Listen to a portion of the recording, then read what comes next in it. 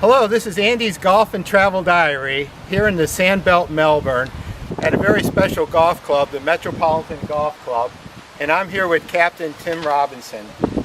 Tim, this is an incredible golf course, quite unique even amongst the Sandbelt courses. Yes, it is, Andy. It's got a great history. It's well over 100 years old. It's been located in this wonderful part of Melbourne, a short drive from Melbourne. Its genesis is from a breakaway between the Royal Melbourne Golf Club, which is some distance to our south, and we've maintained a position closer to the Melbourne, centre of Melbourne, and been able to work on a golf course that's called a Sandbelt Links, and we've got a fantastic course here.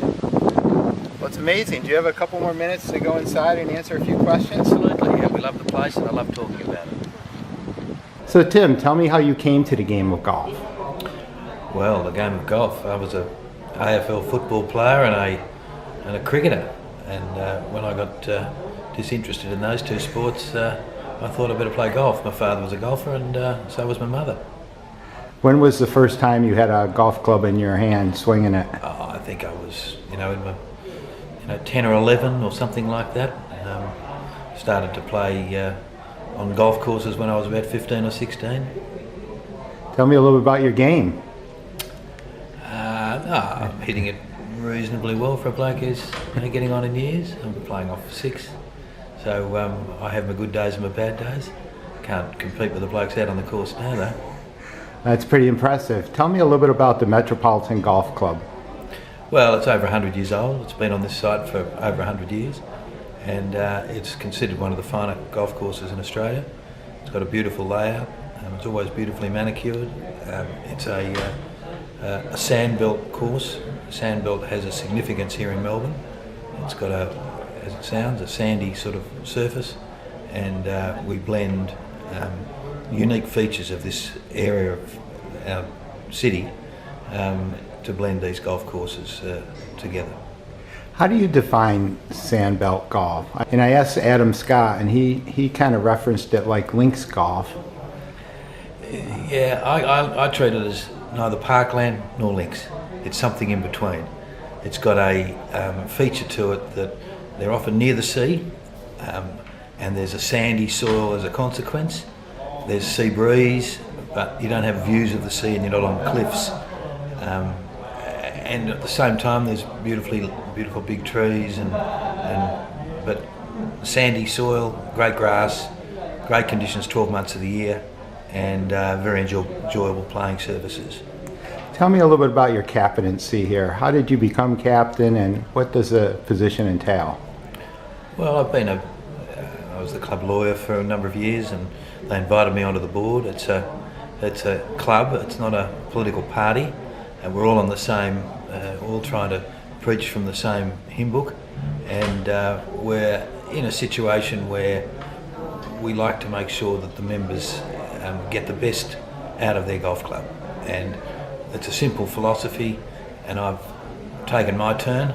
I've been a member here for 40 years, and so I felt it was my time to put some extra effort in and my own time to assist in running the club. Well, it's got to be an honor to give service back to the club and eventually be on the wall with all those past captains behind you. Tell me a little bit about the history of hosting professional golf tournaments here. We're here on the Sunday of the 2014 Masters. Well, we've hosted golf tournaments here for 70 or 80 years. I think Gene Sarazen won here, and Peter Thompson's won here, some of the great golfers in Australia and overseas.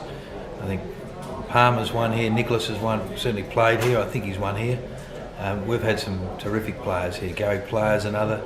Greg Norman's had great success here.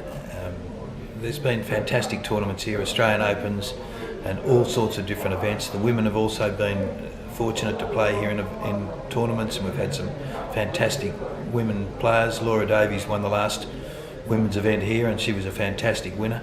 So we've had a history of tournament play, and we love having and hosting this year's Masters. It's a great thrill. It was formerly locked in next door to Huntingdale, which is just over the road. We've now moved in and sort of tried to contribute to the Masters golf as well. And I think that Metro will in the future host more and more events. I know Michael Wright, who was going out this morning, or out yesterday as the leader, he was one behind today. He tweeted on Wednesday that the golf course was as perfect as he's ever seen a golf course. What does it mean to the club to host such a prestigious event here? Look, it's wonderful. I went down to the sheds and spoke to 30 or so of the ground staff yesterday afternoon to thank them for their work, and they've got enormous pride in what they produce. I think they realise that it's world class. They like being on the, producing world class stuff, and we as members think it's fantastic. We get this, fortunately, in Melbourne 12 months of the year, and whilst it's not always as pristine as it is today and throughout the tournament, we can within 2 weeks bring it up to tournament standard, and it's wonderful to be able to do that in this place. Well, Captain Tim Robinson, it's been a pleasure to be here today and to cover this event at Metropolitan Golf Club. I want to thank you for being on Andy's Golf and Travel Diary. Good on you, Andy. Thanks very much.